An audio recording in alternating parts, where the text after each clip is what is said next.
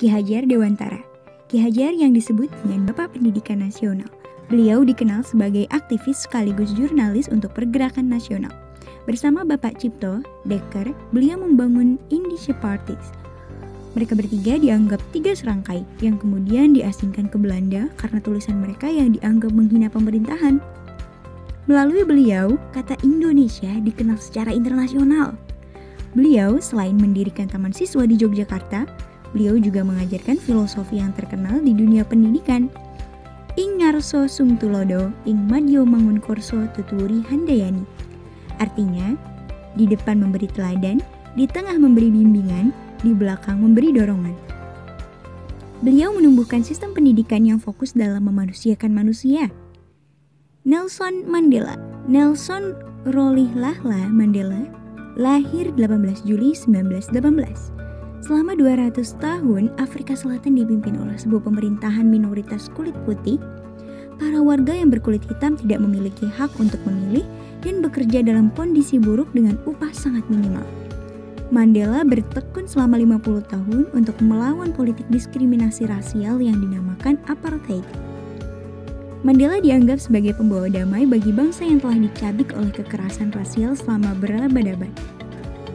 Mandela pada masa muda bukanlah orang yang mahir dalam berbicara di depan publik. Namun Mandela memaksa dirinya dan memusatkan dirinya untuk berpusat pada masalah rasialisme dan memperjuangkan kemerdekaan sipil. Mandela menyadari bahwa pendidikan adalah kunci keberhasilan, bukan dengan kecerdikan, melainkan kekerasan kepala, tulis Mandela. Mandela adalah orang pertama dalam keluarganya yang belajar di perguruan tinggi. Setelah lulus dari studi hukum, Mandela membangun kantor pengacara orang hitam pertama di Johannesburg. Pada tahun 1952, Mandela mengorganisir gerakan yang melawan rasialisme. Mandela percaya kepada gerakan non-kekerasan. Setelah dijebloskan ke dalam penjara sejak tahun 1962, pada 1990 Mandela dibebas setelah 27 tahun berada di dalamnya. Disambut meriah oleh rakyat, Mandela menyambut balik dengan perkataan, "Para sahabat, teman seperjuangan, dan sesama warga Afrika Selatan, saya menyapa Anda semua dalam nama perdamaian, demokrasi dan kebebasan untuk semua. Saya berdiri di sini di hadapan Anda sekalian bukan sebagai seorang nabi, melainkan sebagai seorang abdi yang rendah hati dari Anda, rakyat. Pengorbanan-pengorbanan Anda sekalian yang tidak mengenal lelah dan penuh kepahlawanan telah membuat mungkin bagi saya untuk berada di sini hari ini. Oleh karena itu, saya menempatkan sisa-sisa tahun kehidupan saya ke dalam tangan-tangan Anda." Pada tahun 1994, Mandela menjadi presiden. Tanggal 5 Desember 2013, Mandela meninggal dunia. Beliau meninggal dalam keadaan dihormati oleh banyak negara dan bangsa dunia.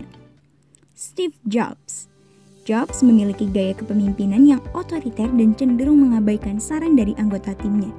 Sekaligus dikenal dengan micromanager, alias banyak menuntut. Meskipun begitu, Jobs sukses membawa perubahan positif dalam perusahaannya. Jobs sangat berani dalam mengambil resiko. Jobs mengundurkan diri dari Apple dan membangun Next. Hingga akhirnya Apple mengakuisisi Next dan Jobs kembali menjabat di dalam Apple. Jobs sangat pandai dalam melihat peluang. Kita bisa melihat bahwasannya perangkat mouse yang kita pakai hingga saat ini sangatlah membantu, merupakan hasil karya Jobs. Jobs juga berhasil membuat dunia animasi yang sangat dipandang dengan karya-karyanya yang sangat memikat.